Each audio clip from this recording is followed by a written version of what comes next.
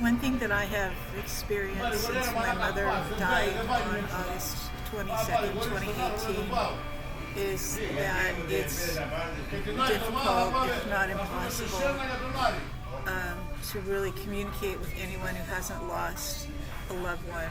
And I'm talking a parent, God forbid a child. I don't know what it's like to lose a spouse, but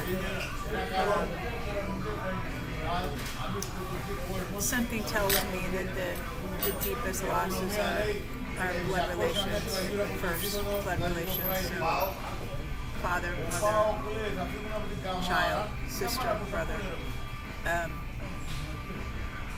I felt so, I guess the word might be, sometimes I feel ennui, sometimes I feel just really, really depressed that I can't really think of anything that would make me smile or that would be fun. Sometimes I don't think about it.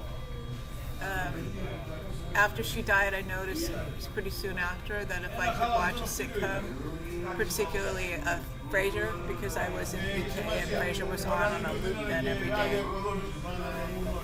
Anytime I watched a sitcom and laughed, it took me away, and that's still happening almost 6 years later.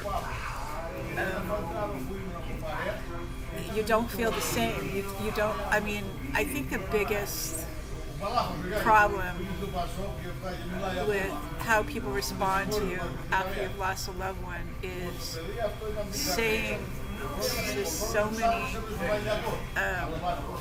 perhaps well-meaning but inappropriate things. It's not for someone else to tell you that, for example, I had a psychiatrist tell me that there would come a time when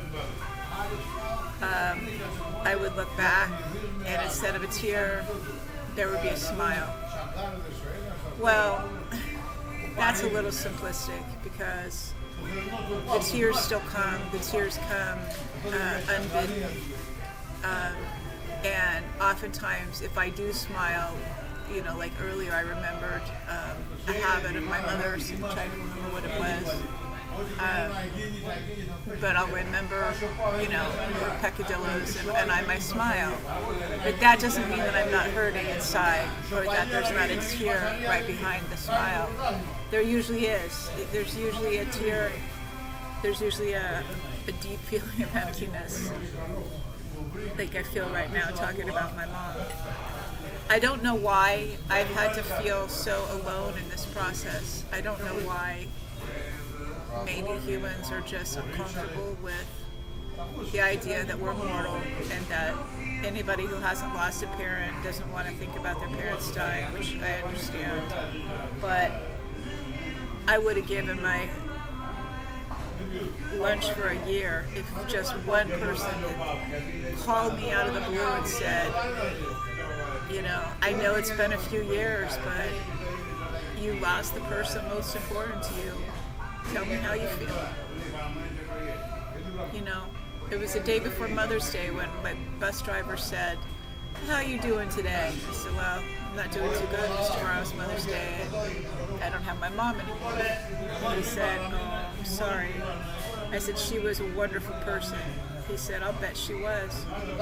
As I was getting off the bus, I said, "Thank you for your nice words." And he said, "What did your mother like?" Not what was she like, but what did she like?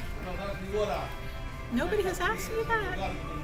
So I told him how she liked to sing and she liked to paint. So my advice to people would be to just ask questions. Ask people how they feel. Ask them to talk about their loved one.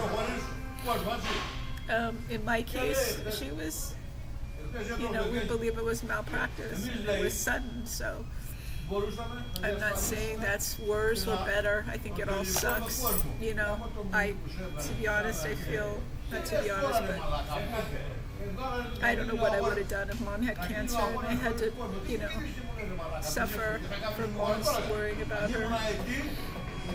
you know, I feel like that's probably harder for both the family and the person. You know, I know it is. Anyway, I just would like to say that this is my video on grief. It's been nearly 6 years. And so let's do this every 5 years. Okay?